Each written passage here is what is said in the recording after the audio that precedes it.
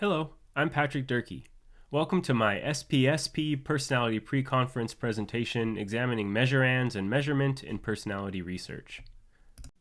Many more details about the simulations I'll be briefly summarizing here are provided in an associated preprint, which you can access through the QR code on this slide. My general thesis is that the typical methods we use to measure personality traits are probably not capturing the measurands many personality psychologists intend to measure, and we need to tailor our measurement procedures to our desired measurands.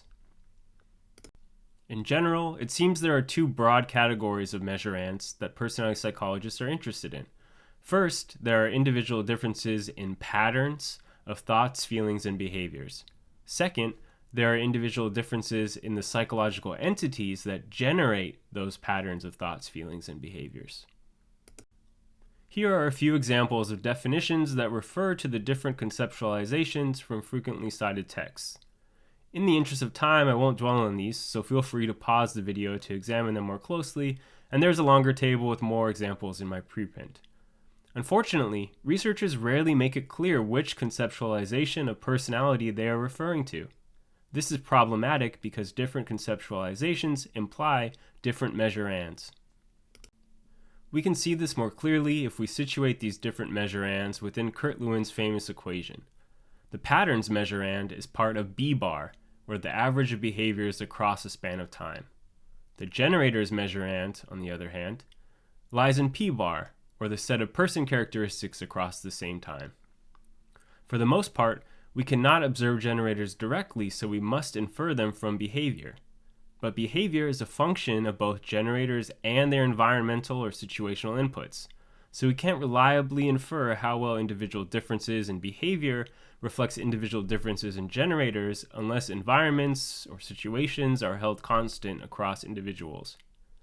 This implies that different measurement methods should be used depending on the desired measurand, whether it's patterns or generators.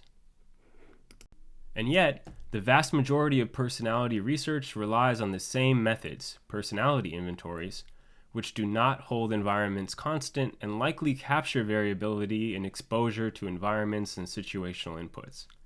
To remove the environmental component, allowing us to estimate individual differences in generators, we'd have to measure or control for differences in environmental and situational exposures somehow. To further explore this issue, I conducted some simulations that examine how well generators and patterns can be expected to be recovered by different measurement methods. In the first phase, I simulated personality processes. I created agents that randomly differ in the value of a personality generator, which determines how strong their reaction is to situational input.